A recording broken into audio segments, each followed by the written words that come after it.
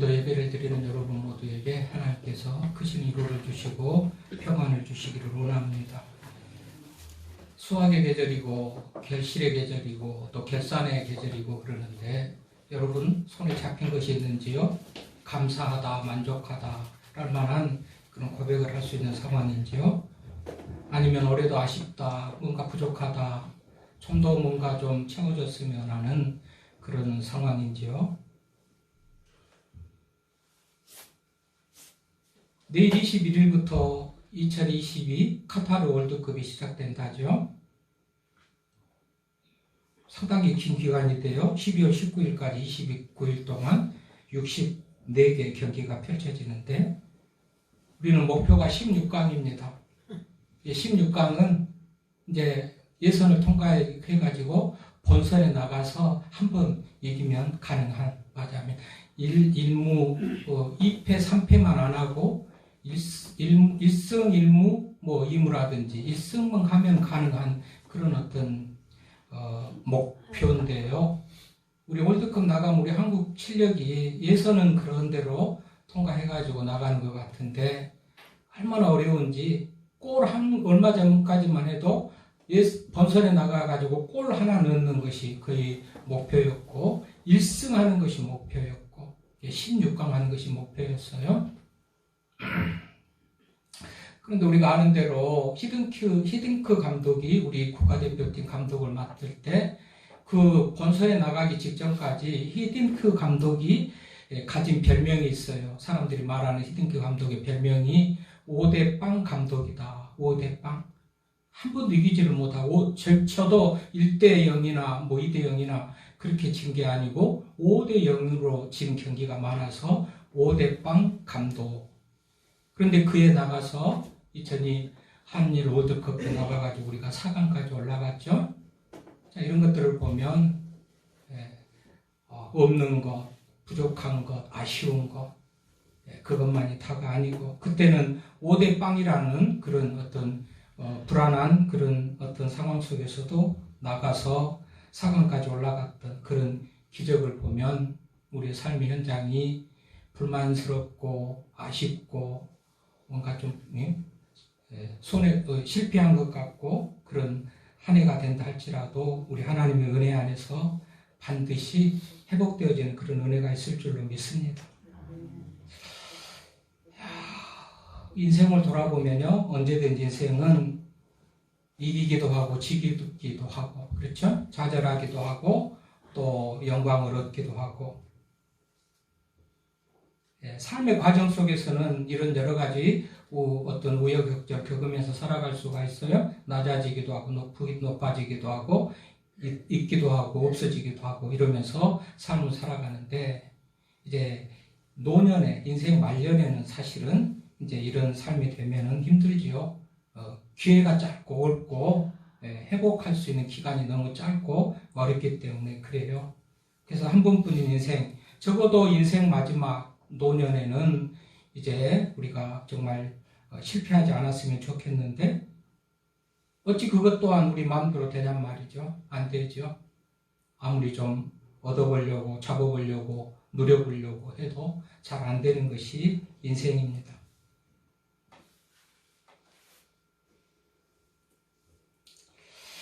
그러나 우리가 분명한 것은 한 번 잘 나간다고 끝까지 영원히 잘 나간 것도 아니고 한 번 잘못되고 안 나간다고 예를 들면 실패했다고 그 삶이 끝까지 가는 것이 아니죠. 우리가 좀 잘 나가는 상황 가운데 있다면 방심하지 말고 자만하지 말고 더욱더 이 하나님께서 주신 잘 나가는 형편, 좋은 형편을 지키고 유지해 가도록 그렇게 힘써야 되겠고 만약 우리가 지금 좀 어려운 상황 가운데 있다면 역전의 소망을 가지고 나가는 것이 필요하죠. 자, 오늘 본문에 보면요. 모세라는 사람이 나오죠. 모세 우리가 알대로 모세는요. 2시간을 해도 3시간을 해도 제가 물을 안 먹은 사람인데 지난 주간, 이번 주간에는 약을 먹는 것들이 좀 많이 물을 이렇게 땡기게 하네요. 어떻든지 이 모세는 우리가 아는 대로 애굽 바로에게 나일강에 버려졌는데 3개월 만에 나일강에 버려졌는데 애굽 왕 공주가 목욕하러 왔다가 버려진 그 갈대 상자를 주워서 물에서 건져내서 모세라고 이름, 물에서 건져냈다, 모세라는 뜻이. 그래서 건져내 가지고 왕궁에서 자라잖아요. 왕궁에서 가만히 있었으면 부귀영화를 누리고 왕의 서열 1위입니다. 당시 모세가 출생해서 활동했던 때가 맞으면 BC 1447년경인데 이때는 이집트 왕조 18왕조 투트모스 1세가 통치를 하는 그때인데 이때에 아들이 없는 거예요. 이 왕이 아들이 없고 아까 말했던 그 공주, 바로의 공주, 모세를 건져갔던 그 공주가 유일한 혈육이니까 그 공주가 말하자면 아들을 낳으면 아들을 왕이 될 수 있는 이제 그런 상황인데 그 모세를 주워다가 아들로 삼았기 때문에 모세가 바로 왕이 될 수 있는 그런 상황이란 말이죠. 그런데 어떻게 돼요? 오늘 읽으니까 모세가 장성한 후에 장성했다. 얼마까지 장성했을까요? 그 앞에 10절 보십시다. 10절 보면 그 아기가 자라매 바로의 딸에게로 데려가니 그가 그의 아들이 되니라. 그가 그의 이름을 모세라 하여 이르되 이는 내가 그를 물에서 건져내었음이라. 이 10절은 3개월 때 태어나서 3개월 때 되는 모세 얘기를 하다가 오늘 본문 11절에는 그가 장성하여, 그래 장성하다는 것은 이제 장성하고 이 일 때문에 결국은 왕궁에서 쫓겨가가지고 미디안 광야 생활을 하는 것을 보면 40세라고 이렇게 보는 장성한 지금 이때가 40세인 걸로 봅니다. 그래서 사도행전 7장 23절에 나이가 40이 되매 그랬어요. 이게 40, 장성한 이때가 지금 40대예요. 이 왕궁에서 왕의 교육을 받고 왕궁에 있어요. 바깥 세상에 맞아하면 그렇게 관심 가질 필요도 없고 그러는데 모세의 그 핏줄이 히브리인이잖아요. 애굽에서 왕궁에서 지금 왕자로서 살아가고 있지만 원래 히브리인으로서 히브리 사람들이 번성하다 보니까 애굽 왕이 위험을 느끼면서 남자들을 다 죽이라고 그러는 그 상황 속에서 살아난 사람이 모세 아닙니까? 그런데 혈통이 히브리인인 애굽 왕궁에 있지만은 민족에 대한 형제에 대한 어떤 그런 애틋한 마음이 있었던 것 같아요. 그래서 형제들에게 나갔다. 왕궁에 가 있으면 답답하기도 하겠지만은 바깥 구경을 좀 하고 싶었는 것 같아요. 그래서 형제들에게 나가서 그들이 고되게 노동하는 것을 보더니 어떤 애굽 사람이 한 히브리 사람과 자기 형제를 치는 것을 본지라 그랬어요. 애굽의 관리, 감독관이 그 히브리 사람들을 노예로 부려먹고 그야말로 이렇게 노동력을 착취하고 이렇게 일을 시키고 그렇게 하는데 너무 지치고 넘어지고 그러면 일어나라고 때리고 조금 느리면 또 빨리 움직이라고 때리고 엄청나게 그야말로 사람 취급을 하지 않는 그런 모습으로 대하는 것을 보고 분노하는 마음이 생겨가지고 좌우를 살펴보니까 12절에 보면 아무도 없단 말이죠. 좌우를 살펴보니까 아무도 없어요. 그래서 그 감독관을 죽였다는 거 아니겠어요? 그래서 모래에 묻었어요. 아무도 모르는 줄 알았죠. 그 이튿날도 또 궁금해서 나가봤어요. 이튿날도 같은 곳에 또 나가봤어요. 그랬더니 이제는 히브리인 사람끼리 두 사람이 또 싸웠다는 것 아니겠어요? 싸우고 있어요. 그래서 동포끼리 그러면 되느냐, 어찌해서 동포를 치느냐 하면서 싸움을 말리려고 그랬더니 14절에 보면 그가 이르되 누가 너를 우리를 다스리는 자와 재판관으로 삼았느냐, 내가 애굽 사람을 죽인 것처럼 나도 죽이려느냐. 싸움을 말리고 형제끼리 싸우면 되겠느냐 하는데 상관하지 말아라. 우리가 싸우든지 말든 갈 길이나 가라 하면서 어제 애굽 사람을 쳐 죽인 것을 보았는지 어제 애굽 사람 죽인 것 같이 나도 죽이려느냐. 그러니까 모세가 두려운 마음이 들었겠죠. 탈로 났구나. 아무도 안 본 줄 알고 했는데 그렇죠? 아무도 안 보지만 여러분 이게 맞아하면 사람을 죽인 일이 감춰질 수 있는 건 아니겠죠. 그래서 이제 모세가 탄로난 줄 알고 도망가고, 바로도 이 일을 듣고 15절에 보니까 모세를 죽이고자 하여 찾은지라. 모세가 바로의 낯을 피하여 미디안 땅에 머물며 하루는 우물 곁에 앉았더라. 이게 읽었던 본문이에요. 자, 보십시오. 말했듯이 가만히 있으면 왕이 되고, 당시 애굽, 오늘 성경에 나오는 애굽은 역사 속에 이집트인데 대제국을 이뤘던 그 왕조의 그야말로 유일한 왕자로서 왕의 교육을 받고 부족함이 없이 살았을 그 모세, 40년 동안 그런 생활을 했던 모세가 하루아침에 살인자가 돼서 도망가는 그런 상황이 됐으니, 이런 실패한 인생이 어디 있습니까? 이런 그야말로 영광이 나락에 떨어진 인생이 어디 있겠어요? 이쯤 되면 사람들이 참 죽겠다, 못 살겠다 우성하고, 내 인생 이거 뭔가 하고 그랬을 법한 그런 상황이 모세에게 일어난 것 아니겠어요?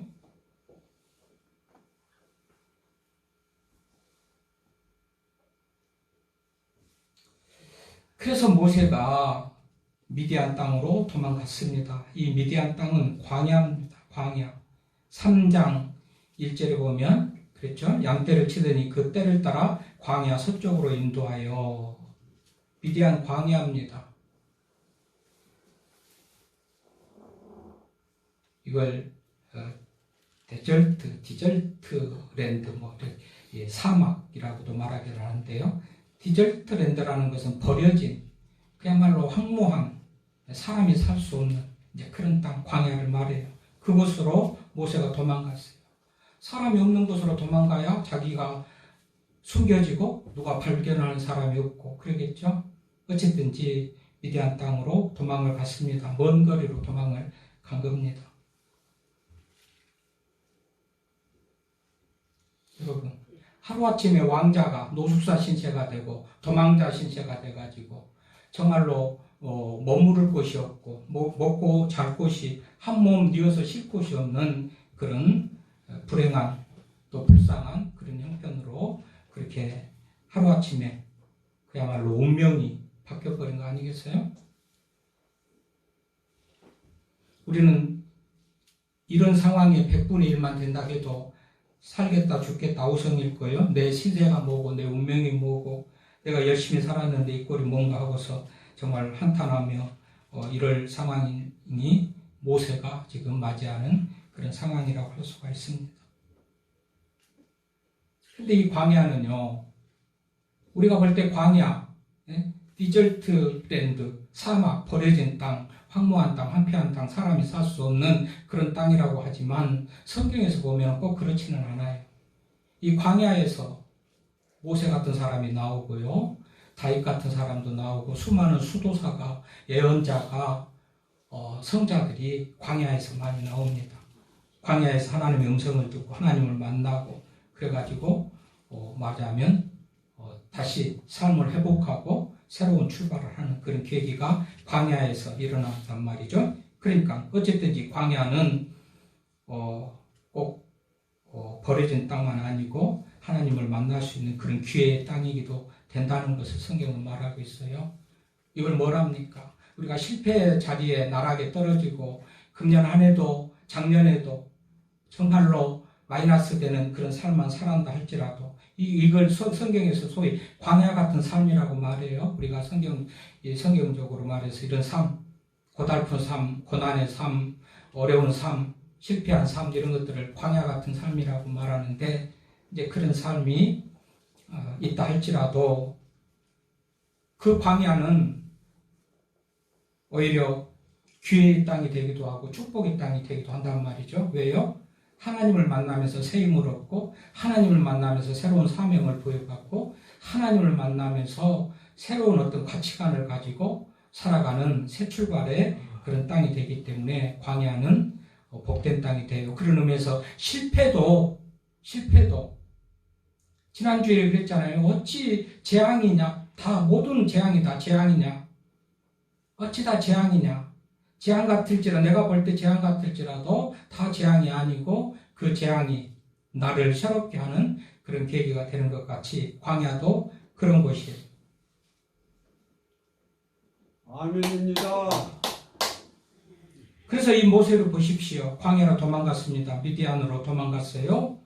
그런데 우물 곁에 있었다고 그랬잖아요. 우물 곁에 앉았더라.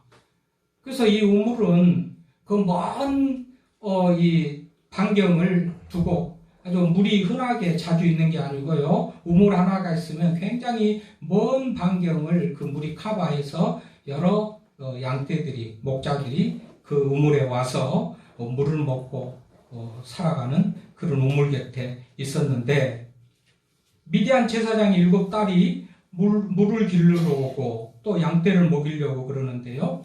16절이죠. 이제 시간상 안 읽었고 설교하면서 나누려고 그 16절 그런 이제 상황인데, 그 미디안 제사장의 딸들이 양에게 물을 먹이러 왔는데 다른 남자들 목자들 힘센 목자들이 새치기를 하고 내가 먼저 할 테니까 조금 있어 뭐 이렇게 하고서 하는데, 늘 그래가지고 늘상 꼬레비로 늦게 양들에게 물을 먹이는 그런 상황이 이 미디안 제사장의 딸들이 늘 있었던 일상적인 삶이에요.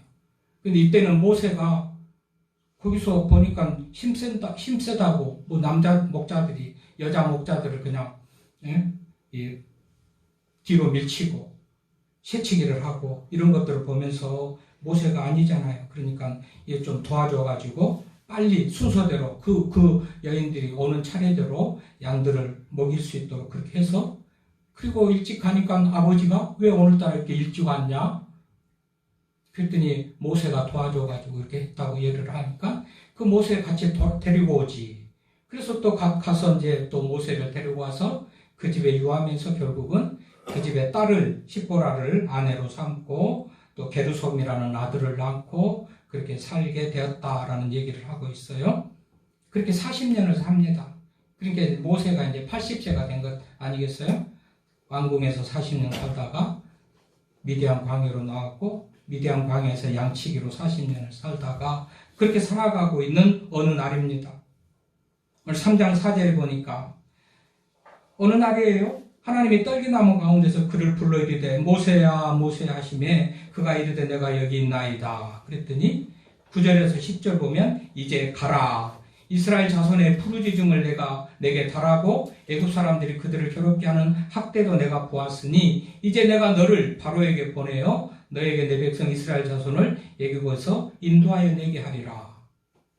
자, 40년 광야에서 양치기 하고 실패자의 삶의 모습으로 내 운명이 내 인생이 이렇게 끝나는구나, 양치기로 끝나는구나 그렇게 살아갈 쯤에 하나님께서 모세를 불러서 이스라엘의 지도자, 이게 이스라엘의 왕입니다. 이 지금 바로를 굴복시키고 이스라엘 백성들을 데리고 출애굽 해가지고 가나안 땅으로 들어가는 인도하는 그런 민족의 지도자로 세움을 받은단 말이죠. 뭐지요? 실패의 자리에 있다고 언제나 우리가 그 자리에만 있는 것이 아니에요. 예, 다시 애굽에서 왕의 자리를 이렇게 가질 수 있었던 것 같이 이스라엘 백성들의 왕으로서 지도자로서 하나님께서 모세를 회복시켜 주잖아요. 부르시잖아요.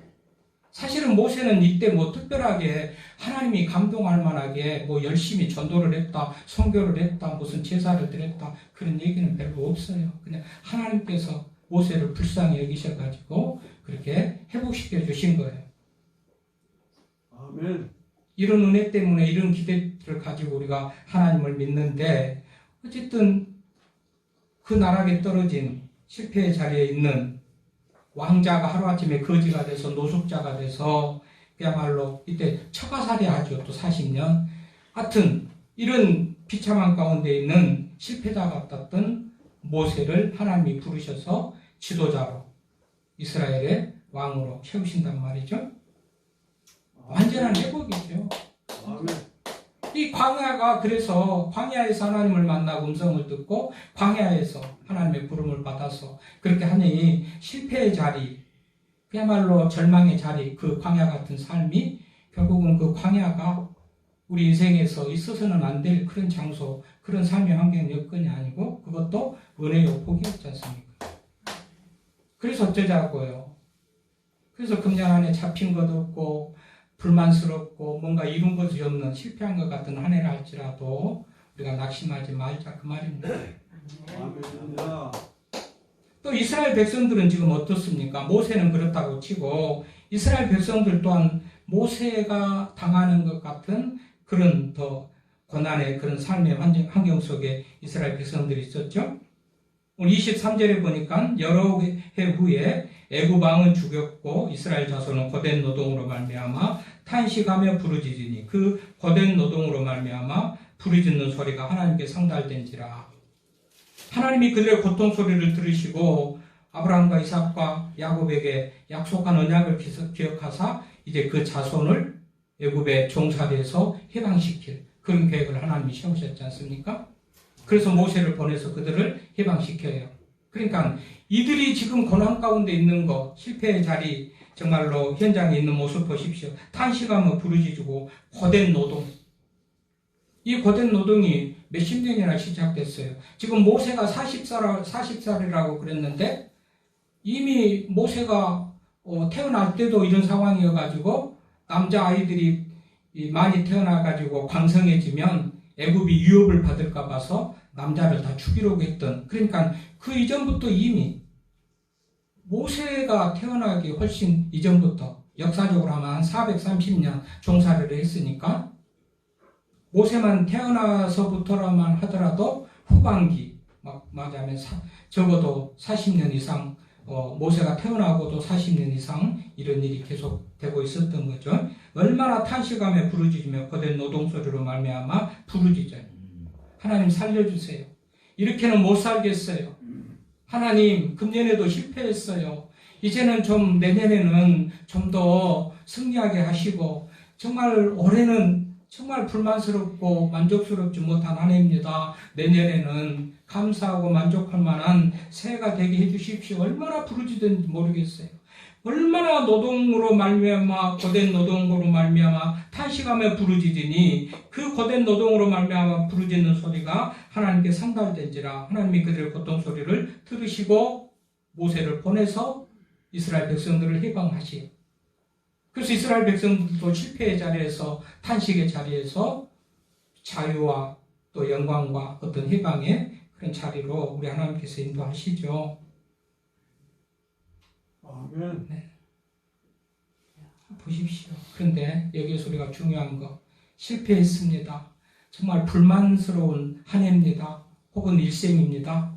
지금까지 삶의 여정 속에서 하나님 정말 불평이 불만이 많고 하나님 정말 내 인생 왜 이렇습니까? 라고 할 만한 그런 상황이라고 할지라도요.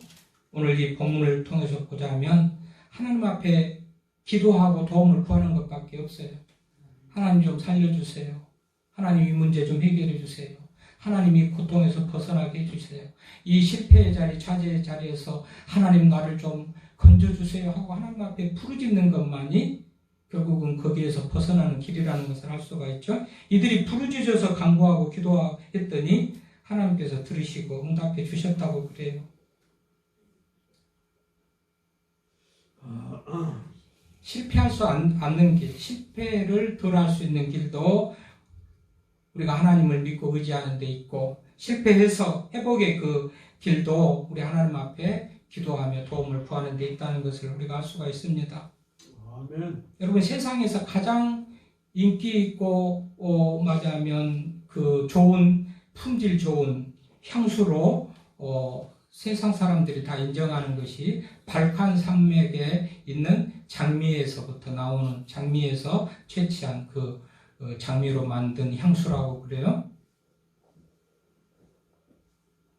자연 향수, 천연 향수, 이 발칸 산맥에서 나오는 장미꽃. 그것을 아주 바람이 많이 불고 또 깊은 밤에 가장 추울 때 만개해가지고 절정을 이루는데, 그것도 낮에 가서 아무 때나 꺾고 온 게 아니고 가장 추울 때, 또 찬바람이 불 때, 어두울 때 그때 장미를 채취한다요. 왜 그러냐면 그때 장미의 꽃이 향기가 그때 아주 절정을 이룬다. 그 발칸 산맥에 있는 장미가 향기를 가장 바라는 때가 그렇게 조건이 안 좋은, 우리로 하자면 조건이 안 좋은, 추울 때, 어두울 때, 바람 불 때. 그러니까 그때 향기가 가장 좋으니까 그때 꺾어다가 그걸 재료로 향수를 만들기 때문에 그 향수를 최고로 쳐준다는 거 아니겠어요? 뭐지요? 인생의 고난은 그렇게 우리를 더 복되게, 윤택하게, 빛나게, 향기롭게 하는 그런 고난이 될 수 있다는 그런 얘기예요. 아멘입니다. 그런 사실 앞에서 우리가 너무 금년 한 해 살아오면서 또 내 인생 지금까지 살아오면서 되는 일이 없다고 할지라도 실망하지 말고 낙심하지 말고 우리 하나님 앞에 기도하면서 하나님의 때를 바라보고 나아갈 수 있기를 바랍니다. 그렇게 모세가 살인자가 돼가지고 도망가는 그런 모세였지만 하나님께서 40년 만에 부르셔서 민족의 지도자로 세우시라고 그 고통 가운데 있는 이스라엘 백성들 430년 종살이를 마치게 하고 그들을 해방시켜 주시는 그 하나님,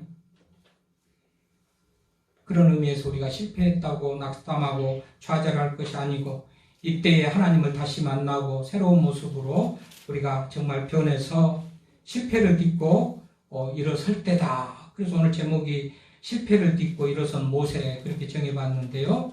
자, 실패를 딛고 일어서는 여러분 될 수 있기를 바랍니다. 모세를 회복시켜주고 이스라엘 백성들을 회복시켜준 그 하나님이, 좋으신 하나님이 우리를 차별할 이유가 없어요. 우리가 뭐 때문에 하나님 앞에 차별하고 모세는 회복시켜주고 이스라엘 백성들은 회복시켜줘도 너희는 안 돼 하신 하나님이 아니에요. 공의로우신 하나님이에요. 의로우신 하나님이고 선하시고 좋으신 하나님. 그분 앞에 우리가 기도하고 인내하고 참고 나가다 보면 하나님께서 우리를 회복시켜 주실 것입니다. 그런 소망 가운데 또 힘을 내서 한 주간 살아가시고 또 남은 삶을 살아갈 수 있는 우리가 되기를 바랍니다.